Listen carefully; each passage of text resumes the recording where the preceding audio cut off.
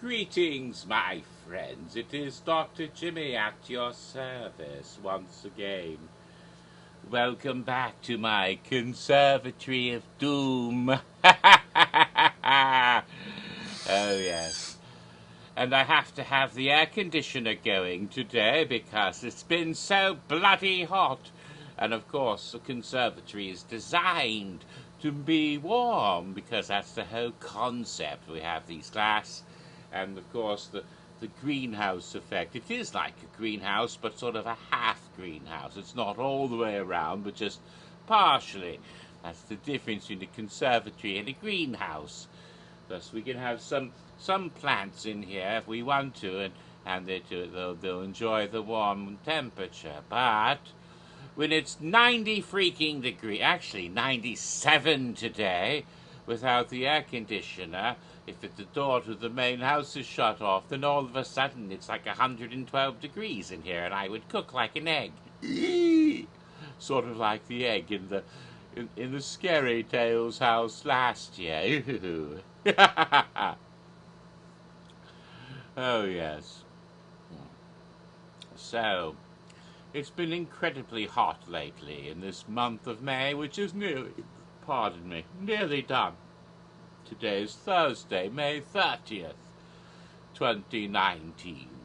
And that means that Halloween Horror Nights 29 will be coming, as we already know, on September 6th, but that is now 99 days away.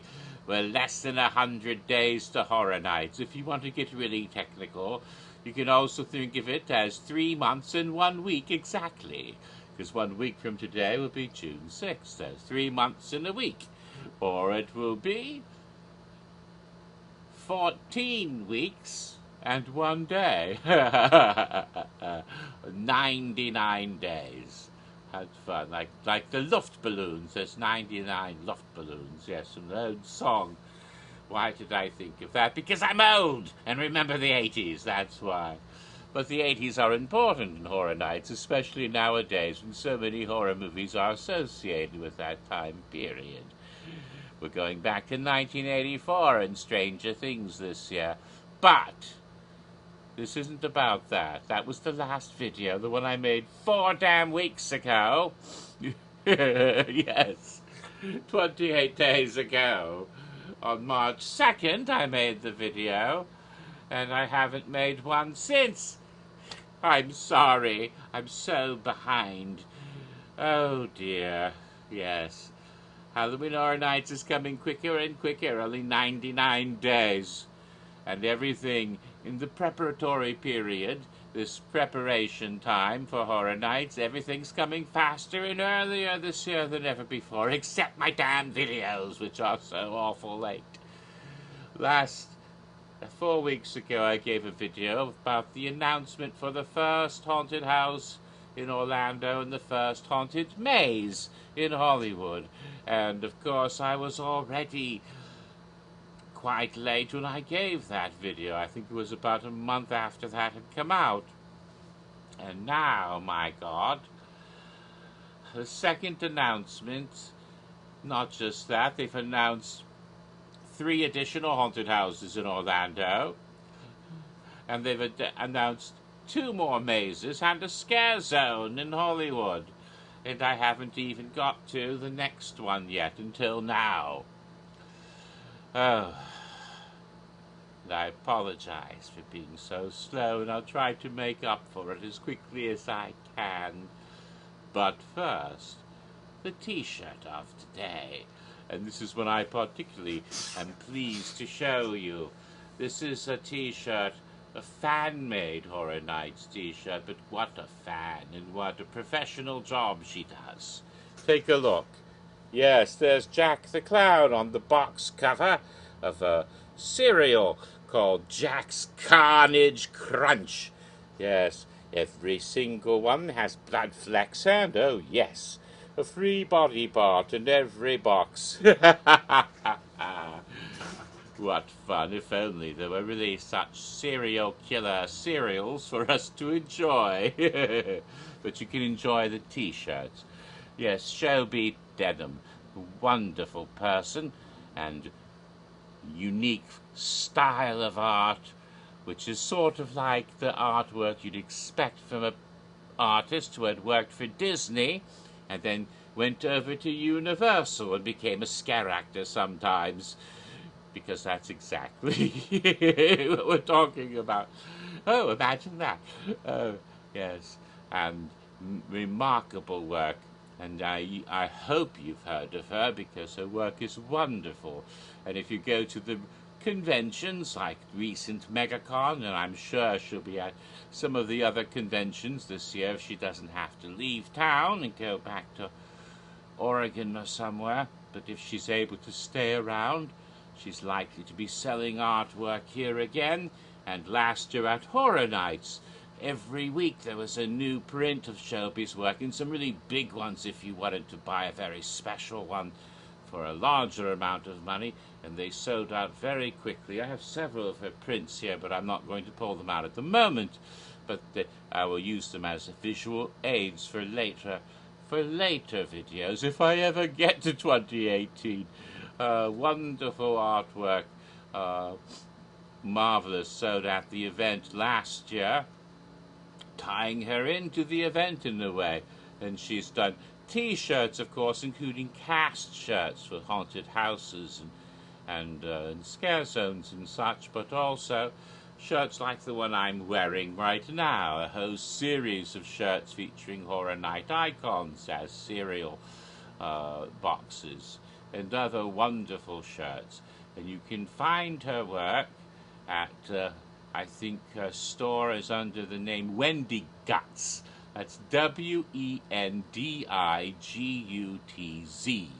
And look for that on the internet, and I'm sure you'll find some place where you can order artwork, prints, and possibly even shirts and such. I think there's a Store Envy somewhere that has her stuff, and take a look out for her at the convention. She's a very nice person, but please give her your support and buy her stuff, because, well, she has to pay her rent. Her boyfriend is going through transition, and they need money for that. And there's two lovely cats that have to be taken care of in the house as well. So help her feed her cats and take care of all the things. Support your local starving artists. Yes, exactly. Especially when they make such wonderful work. So that plug is out of the way. And I will then talk about some recent, actually not all that recent, but anyway, relatively recent developments. And the previous videos I talked about haunted house locations, and I was able to confirm 5 out of 10 haunted house locations this year. And since that time, a 6th construction permit has been seen. Therefore, we know that the 6th haunted house at the event this year, where it will be, because that officially confirms the location. Once again, it's a location that has been used recently, in fact, used last year. And this is what is known as the, well, I suppose the only thing it's called nowadays is Building 79. Used to always be called the Parade Building. It is the former Parade Warehouse. And for many years they kept floats in there for the parades, but then a year or so ago, year or two ago, they decided to build a new one. And now Building 108 is the Parade Warehouse, and Building 79 has been repurposed. It no longer run by the same department at Universal. I have no idea what goes on in that building nowadays. For all I know, they're having black masses and orgies. No, not likely. They probably store things there, very boring things. But whatever its purpose now, I have no idea and really don't give a crap. I'm only interested in it on those couple months a year when we have horror nights, of course. And the people, whatever department currently controls that structure, have been kind enough to allow the lovely people who build haunted houses for horror nights to use it last year as well as this year. Last year, this was the location of the haunted house Trick or Treat. Yes, based on the film. And there has been a haunted house in this building going all the way back to the year 2008. Therefore, this year's haunted house will be the 12th in that location. Now, that's the only confirmed location I've got since previously, so that's 6 confirmed locations. There are 4 yet to be confirmed, because we have not yet seen those construction permits.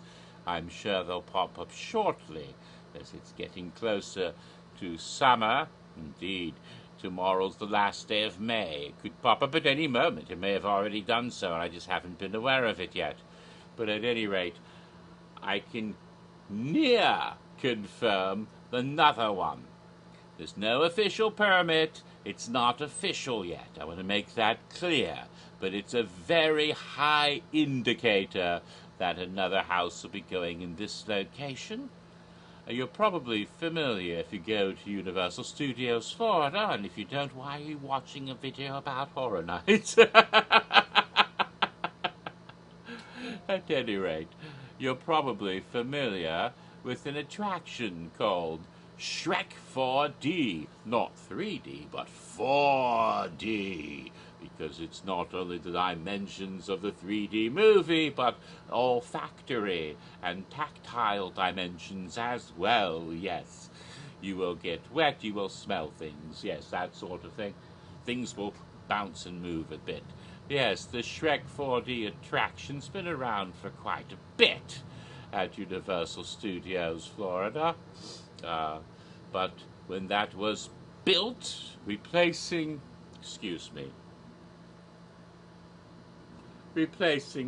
my beloved old Alfred Hitchcock attraction, The Art of Making Movies. Alfred Hitchcock. Yes, I love that one. That was so nice. Because I'm old. Yes.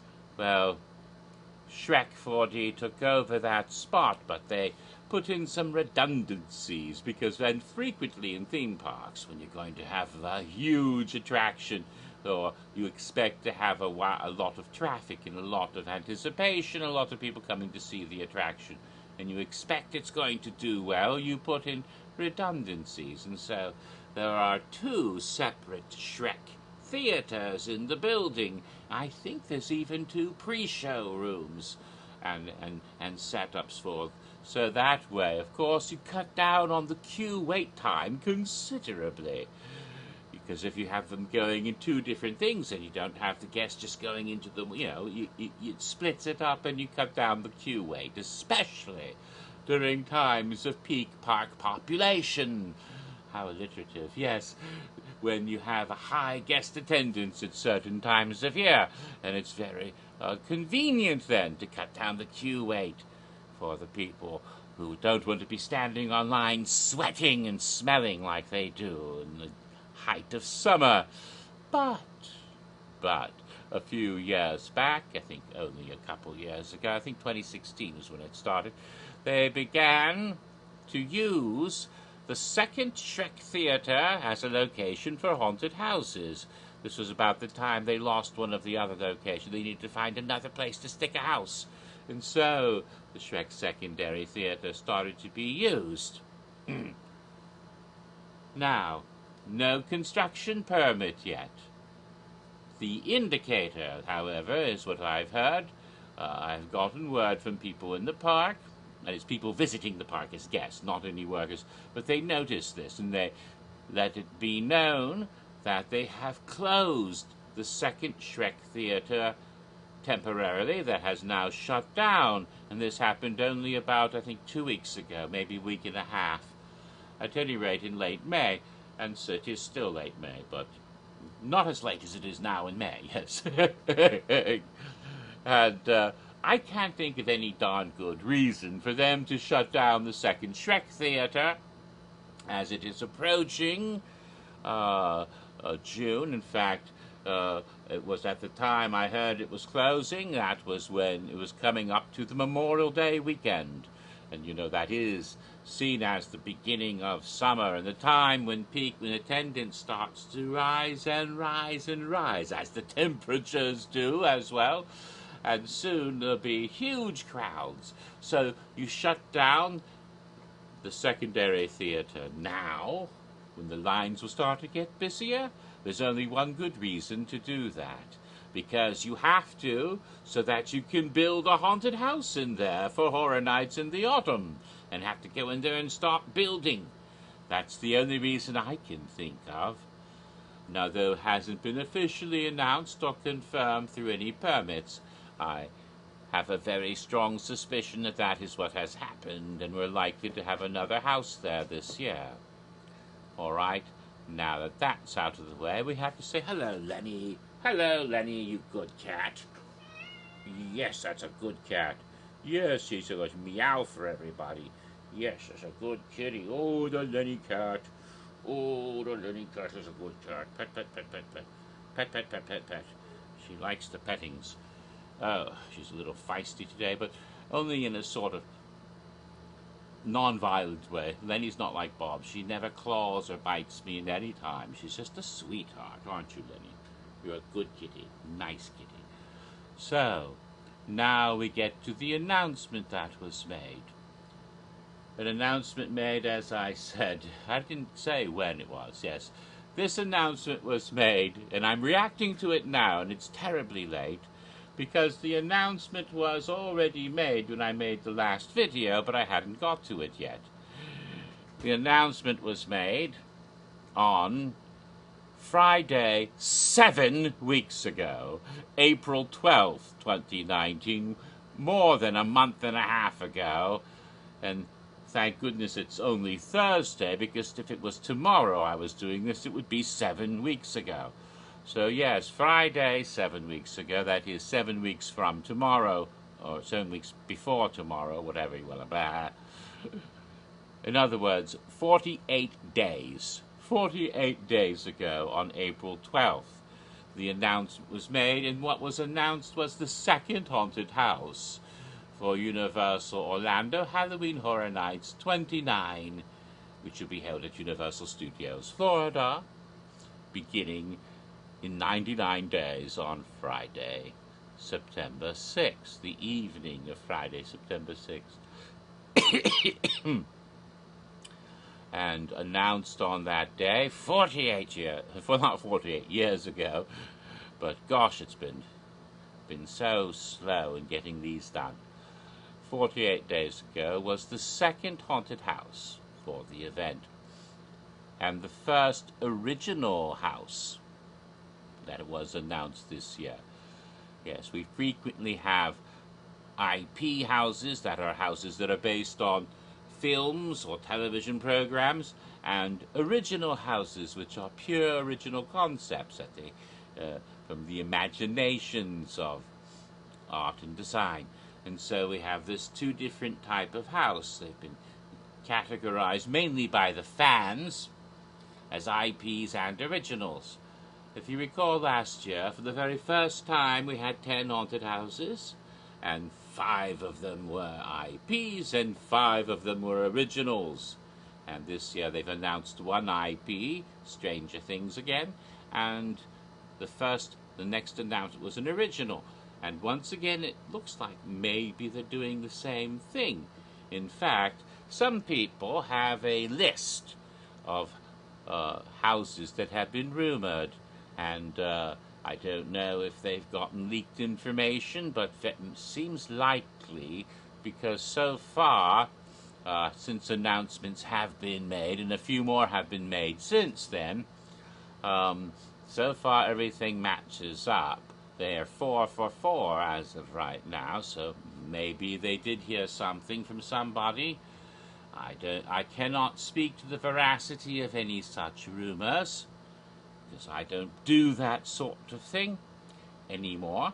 And when I did, I was only cryptic in clues. I didn't actually blurt out anything like some people do.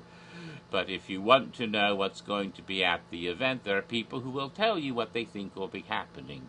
They'll be very happy to tell you the whole event, which may or may not be true, but at least some of it has turned out to be accurate. I will not say anything about the rumored houses except that on the list that you can find at Horror Night Nightmares, at various tweets I've seen of it, and also just about any of the Facebook Horror Night groups, and there's a bunch of those. I think Orlando United forums, quite a few places you probably find this information. But again, they do speculate, if it is speculation, 5 originals and 5 IPs, and that may very well be the case. But at any rate, announced then 7 weeks ago almost, was the first original house for this year. And the house is called Nightingales Blood Pit. And therefore, it is a new house in the Nightingales original haunted house franchise. Now, for the benefit of those of you who haven't been to Horror Nights as very long, and may not have attended the event of Universal Orlando Halloween Horror Nights 21 at Universal Studios, Florida, in the year 2011, 8 years ago, the year in which Lady Luck had been the icon. Yes. And they had many wonderful original haunted houses that year, and only one IP. Quite astounding, although. And one of those haunted houses had been designed, according to what we had heard, because Michael Aiello was in the park quite a bit talking with us as part of the whole Luck tweet game, where they would tweet things and then you could end up getting a tour of the haunted houses personally directed by Mr. Aiello, if you happen to be the first 21 people to show up at a certain place after a tweet had been made. Or you might win a T-shirt, or a free trip to Horror Nights the following year. I managed to get a few of those prizes because I ran like a lunatic across the park in a short period of time, wearing leather trousers. But that's another story, which I think I've covered in a previous video.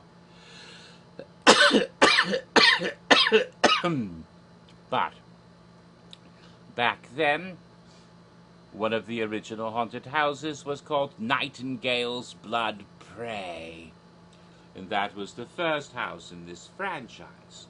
The new house this year will be the second one, and that house, of course, introduced the Nightingales and who and what they are. What they are banshees, but unlike the banshees of myth, who are sort of female fairy spirits, banshee literally means beautiful fairy in Gaelic, I believe. In Scotland, a banshee is sort of like almost a vampire-like creature, I think, a little more sinister. But in Ireland, the Banshee are associated with noble houses, and when any person dies in a particular family of a noble house, the spirit is very upset, and of course she knows who's going to die in advance. Some people think the Banshee causes the death, but that's not really the case. She simply has a premonition, and she'll start crying her head off, moaning and wailing, because she's really upset that Lord so-and-so is going to kick the bucket in a day or two. And so this is heard, and they get all worried, oh, who's going to die? It's sort of a keening and wailing. But in Horror Nights, of course, banshees have shown up in scare zones as well as more sinister figures. But these banshees, when we first saw them in 2011, were a little different. They were a horrible female demon, sort of, with nasty big pointy teeth. And they came swooping out of the dark to attack people, especially people who are wounded or dying or incapacitated during times of terrible calamity and conflict. Yes, times of destruction and despair and warfare, such as disasters or like earthquakes or famines, plagues, and volcanic eruptions, any sort of natural disaster, but also war, particularly battlefields and slaughters and destructions and mayhem, anything of that sort. They tend to show up so they can feast on the flesh of the wounded and dying. Quite horrific.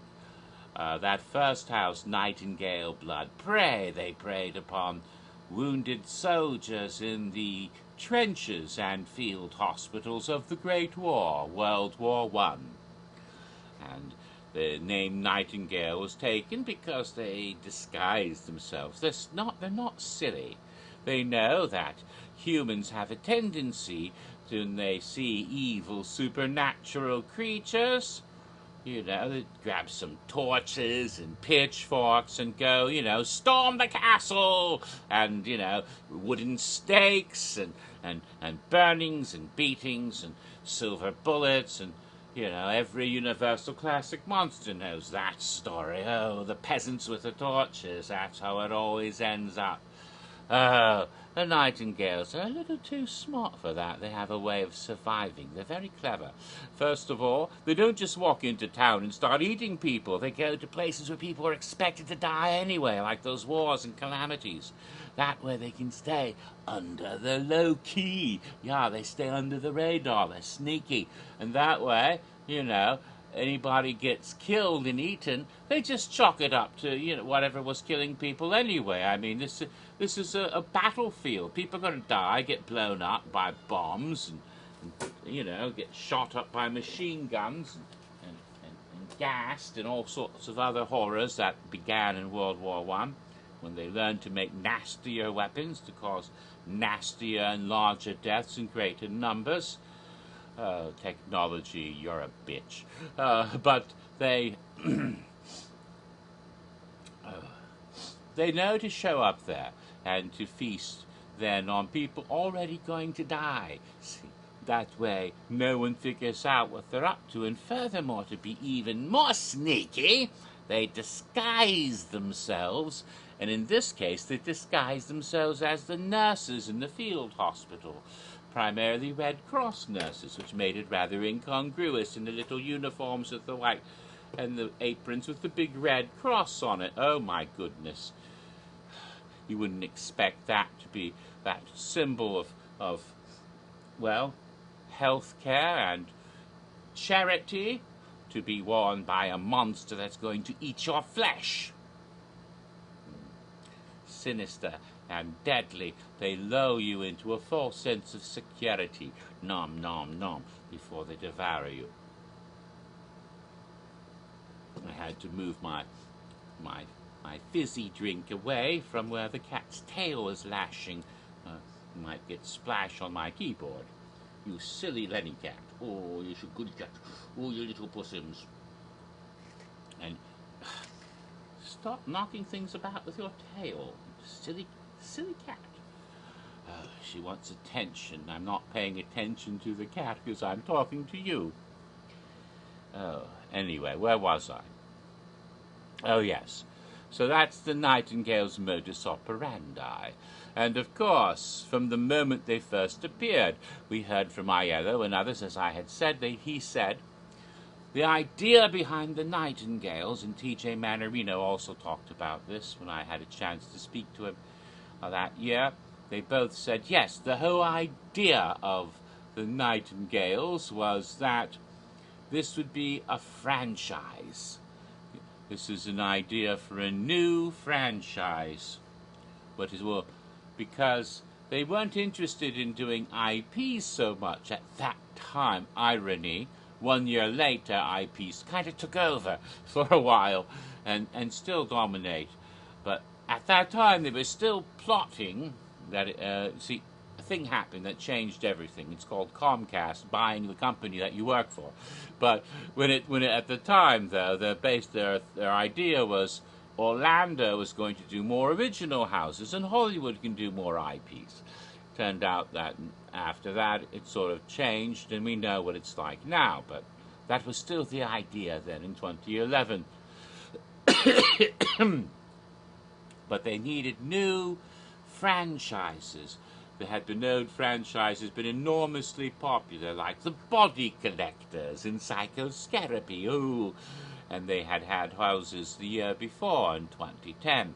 And now they were or at least some of them had popped up in 2010.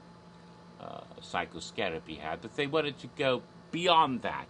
Let's find what's going to be the next big thing. And one of the ideas is we need some girls as monsters, a female monster franchise, something like that would be equivalent to the Body Collectors. That would be a new franchise that can be used over and over again.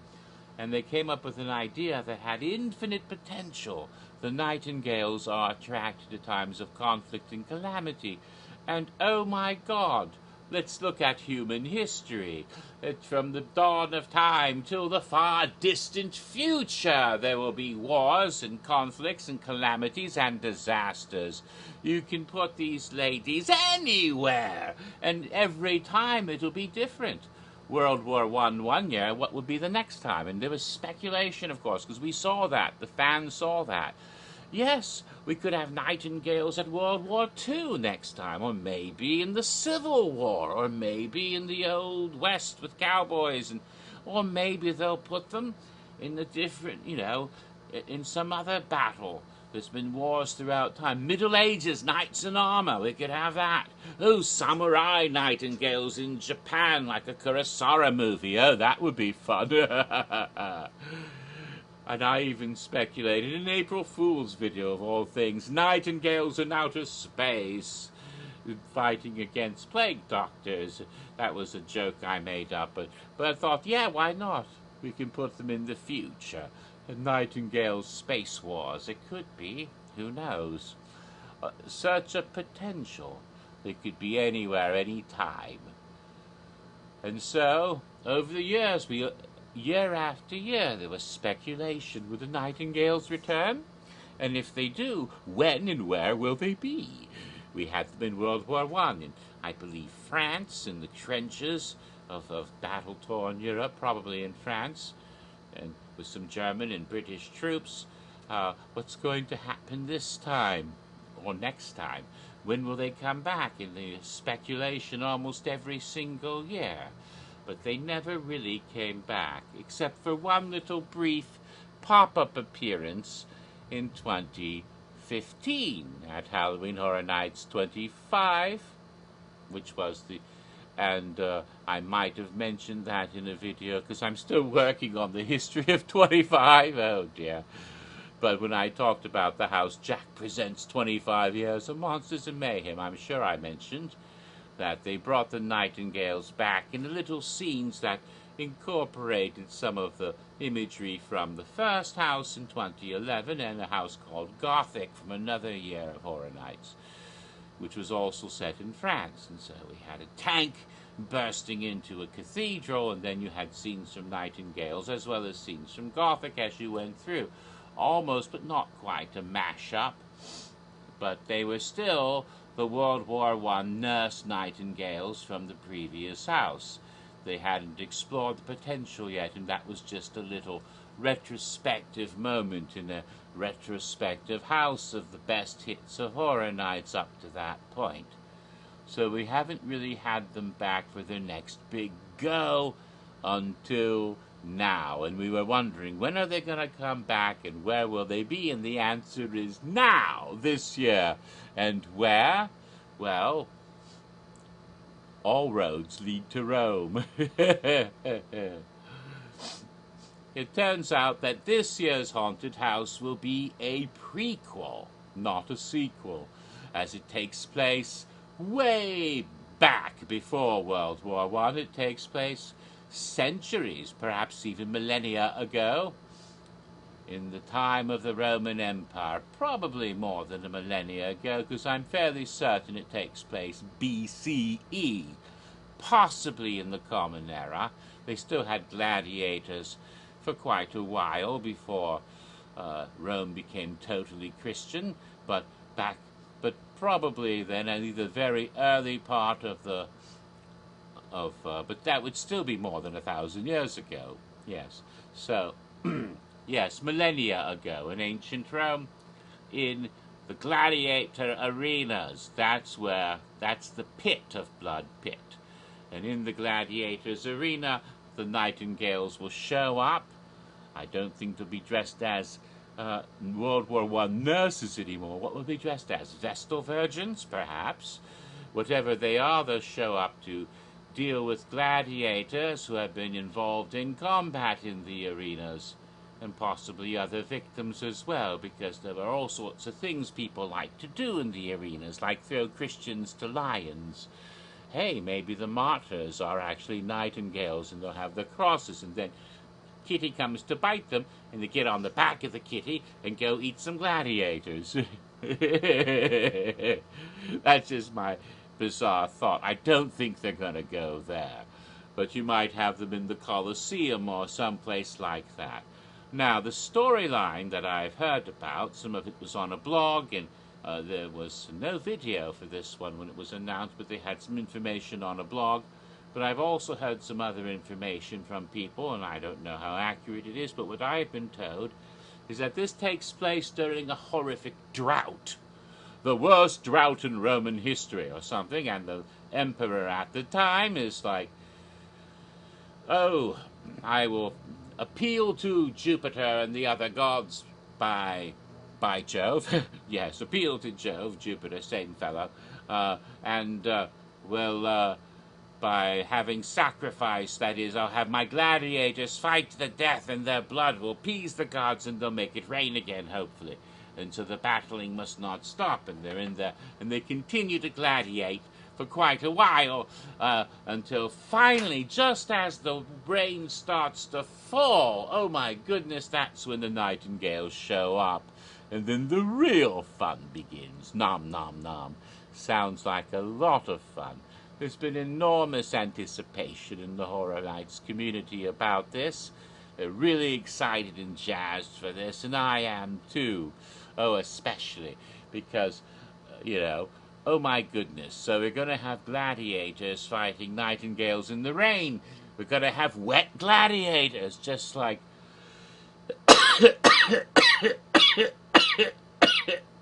Excuse me while I choke to death.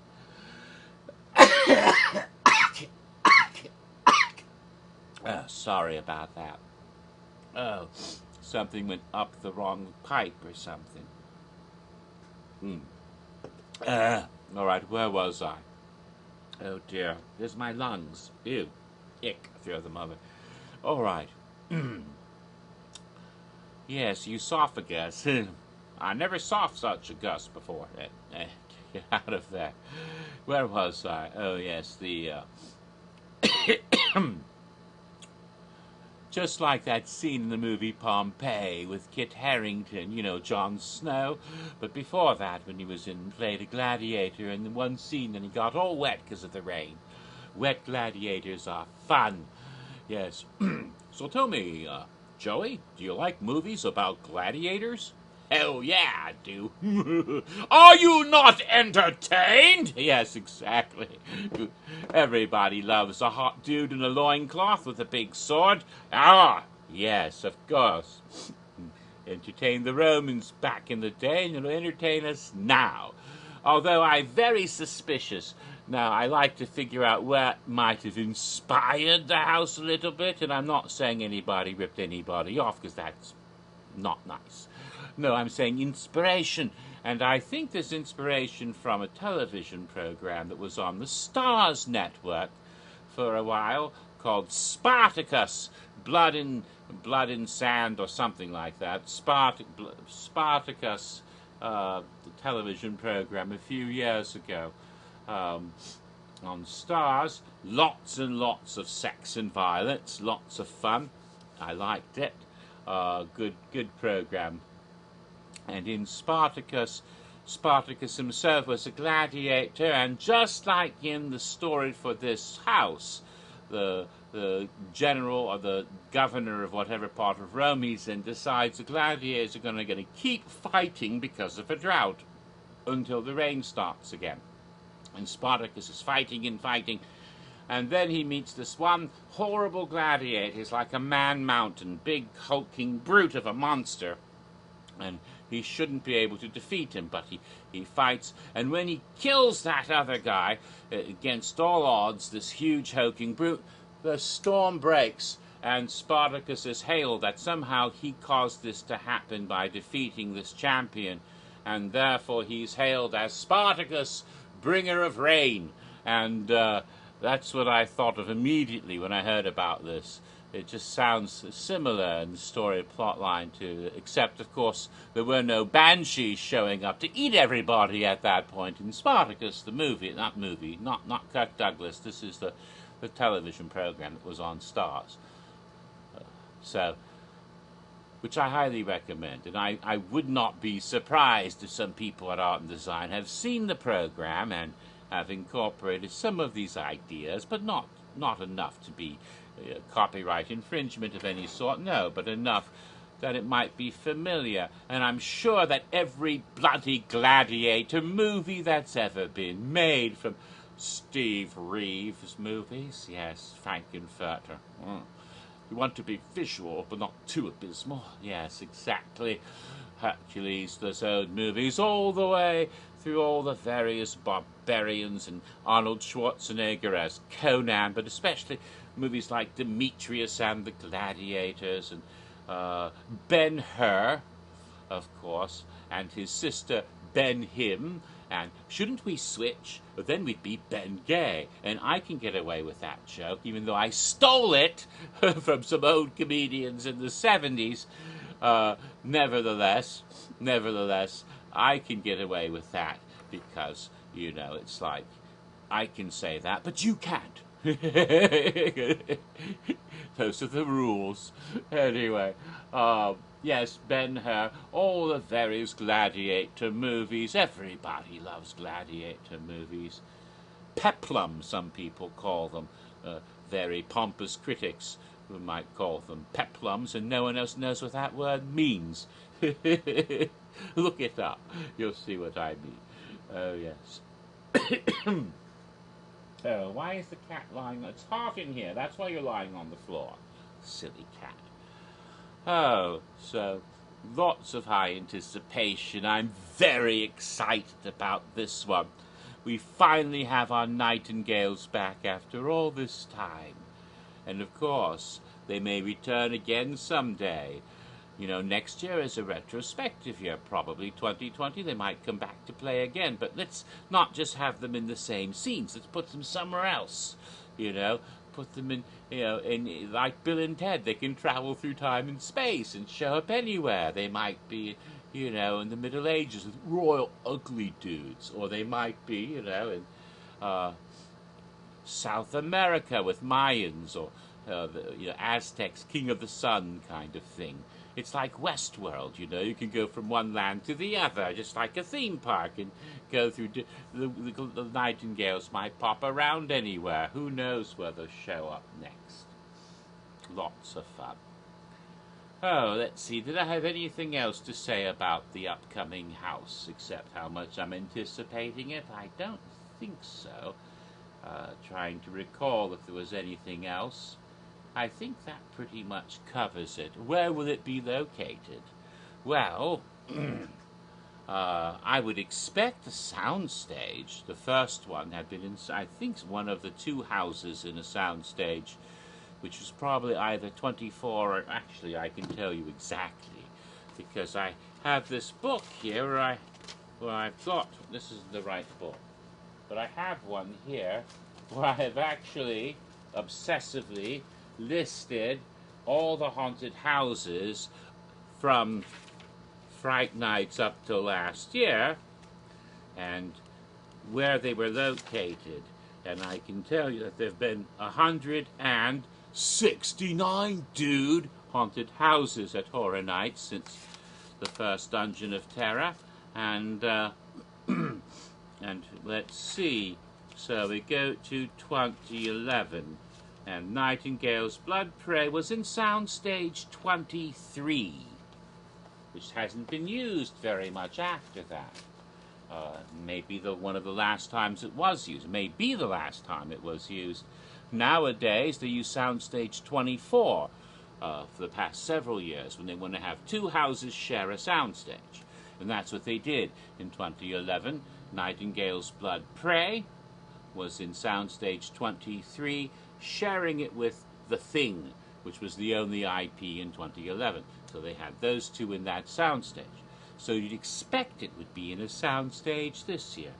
Now, I cannot speak to the accuracy of this, but there is a rumor that is currently circulating about the haunted houses, what they are, etc., etc., and some of this information has proven accurate already, as other announcements have been given.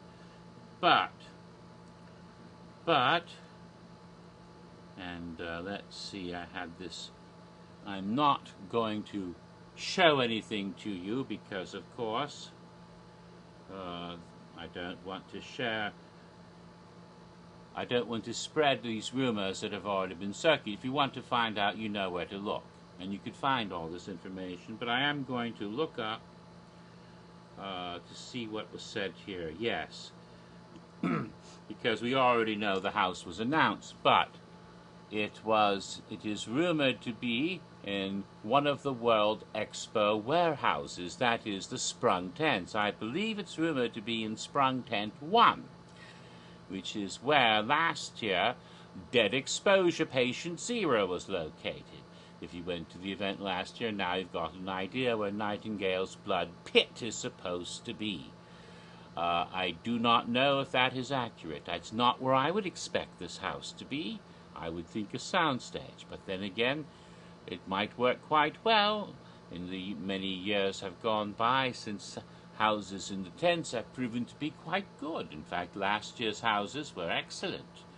The most fun house of the entire year, in my opinion, was Slaughter's Cinema, and the most frightening house of the year was Dead Exposure Patient 0 last year, and they were in the two Sprung Tents.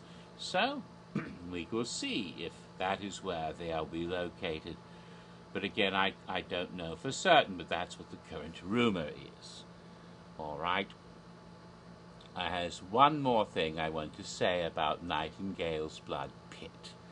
They set it in ancient Rome, which is too bad, because calling the house Nightingale's Blood Pit, they could have set the house in ancient Troy during the Trojan War, and then they could have called it Nightingale's Brad Pitt. I'm sorry. That was terrible. All right. I will try to get more videos done before the end of the weekend, and it's only Thursday. I will try to get the remaining reaction videos for the other announcements that were made and that have come and gone.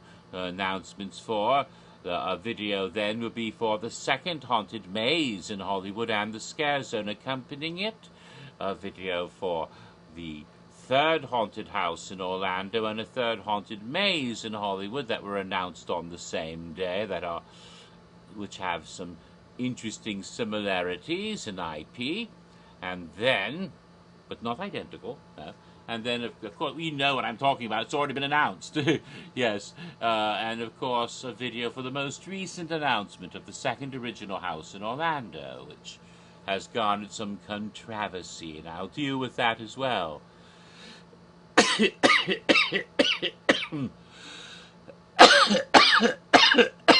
I can breathe again, I might. And, of course, there's a possibility that another announcement is imminent. Because, well, I heard rumors that they were going to announce the house last Friday. Actually, I heard a rumor they were going to announce the house on the 14th. And they didn't. They didn't announce it until the 21st. And Apparently that had something to do with all of the Hagrid motorcycle stuff going on, so they bumped it up a week. If that's true, then they might have bumped up what they were going to announce last week on the 24th, is what I've been told, by people who think they know things. I have no idea if these rumors are true. But someone said there was supposed to be an announcement for another house on the 24th. And if that's true, there might, and it's still bumped up a full week, then it could be, again, I have no idea, but it could be then that it would be, we'll have another announcement tomorrow, the 31st. In fact, there might be another one today. While I'm sitting here jabbing, there might be an announcement going on, and I just didn't know about it because I didn't look on the internet. But it's possible that there might be another announcement very shortly, in which case I'd have to do another video for that one too. And you know there'll be announcements soon anyway, because it's almost June, and they have to get the announcements out before the end of the summer. They have, well, 6 more houses to announce, plus scare zones and possibly shows before it's time for the event. And the event starts in early September, so they have to get it all out in the next couple of months. So at any moment we might hear something. And in addition to that, I have to continue my history of Halloween Horror Nights 25. And hopefully I can do that, as well as wrap up all the darned cocktail videos from last year's Scare Zones. So I can get that done and start making cocktail videos for this year's haunted houses, because they've already had 4 announcements. I haven't even thought about the cocktails for the haunted houses this year yet. I have to finish the Scare Zone cocktails from last year, and hopefully I'll have a chance to do that. I'm not saying it'll be in this exact order, but hopefully sometime soon I can get a lot more of these videos done. At any rate, this is the one for Nightingales Blood Pit's announcement. And until I am able to do another one, probably not until tomorrow, but maybe tonight, I don't know. This is Dr. Jimmy at your service, wishing you all to have, well, pleasant screams.